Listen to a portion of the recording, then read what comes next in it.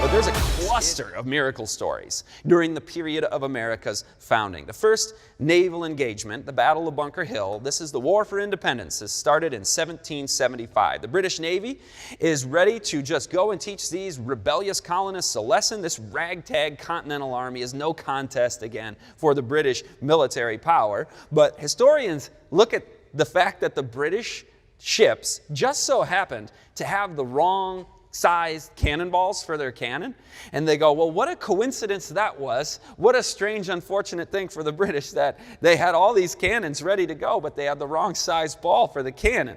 So 2,300 British soldiers had to disembark and charge the hill where they were going to just bombard it from the sea and use their military naval advantage. And they lost twice as many soldiers and casualties to that in that battle than the colonists did. The British are coming for New York now. They've got 32,000 troops, 400 ships. You're imagining masts like tree trunks throughout New York Harbor. This is the biggest land invasion force in human history up until this point. And Washington said at this point, we are not, in men or in arms, prepared for it. But the rest of the quote says this: Providence will go on to afford us aid. The date is July 9, 1776. This is 5 days after what?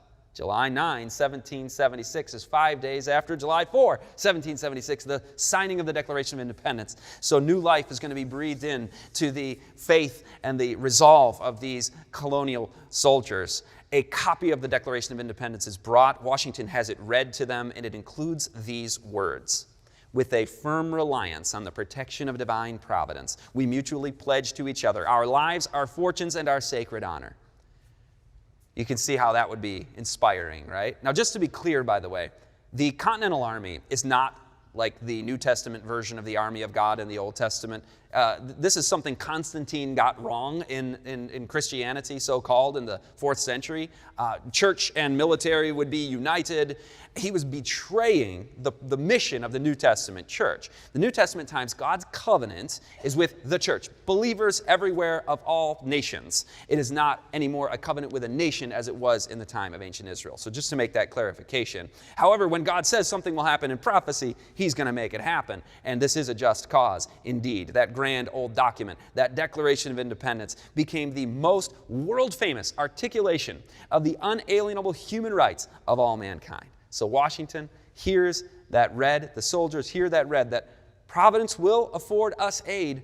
10,000 British troops are landed elsewhere to trap them between the sea and the 30,000 that are going to come this way. And an urgent need now is to retreat. There is nothing that they can do but retreat. Well, they have to retreat across the East River by night. And God just so happened, no, it was God's providence making the waters of the East River notably calm, the waters where the British ships are notably boisterous, and they made half of their troops were able to escape by night across the East River, ship after ship, quickly ferrying them across. Here's the real miracle. In the morning, there's still half of them left. You're going to get captured by the British from either side here. But a especially thick, notably thick fog rests upon the atmosphere that morning and shrouds their troops still as if it is night. So the British are waiting for the fog to lift, and by the time it lifted, every last soldier had made it across the river. George Washington was on the last boat across.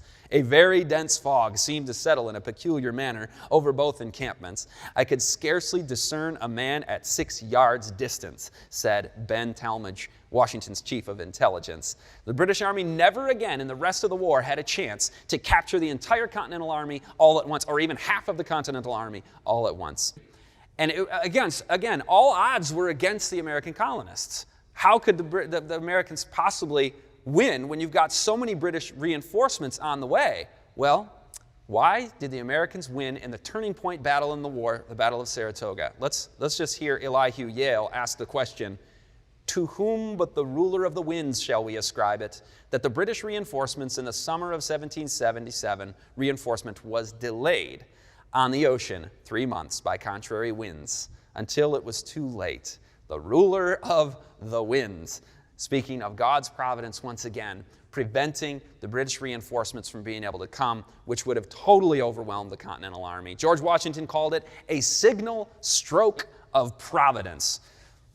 And this was the turning point in the war because the French saw, wow, the British really aren't making much headway there. Maybe we should get involved too and help finish them off. So the French became allies with the United States for a period of time at the end of the war to really tip the scales and turn the tide of that war against the British. The final act in defeat at the Battle of Cowpens and the pursuit of the Americans that followed is the key. The Americans won in the battle, then retreated. Now the retreat is the interesting part. What happened? General Cornwallis of the British is pursuing the Continental Army after the battle is over.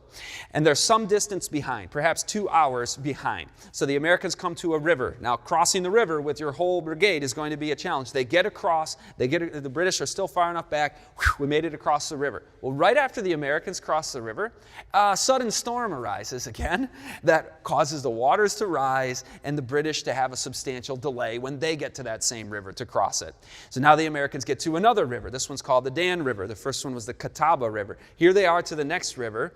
The Americans get across again, and another flash flood blocks the British pursuit and slows them markedly down. British Commander Henry Clinton said, here, speaking of at the Dan River, the Royal Army was again stopped by a sudden rise of the waters, which had only just fallen almost miraculously to let the enemy over. Even the enemy acknowledges, boy, it seems like they're getting some miracles on their behalf, on their side.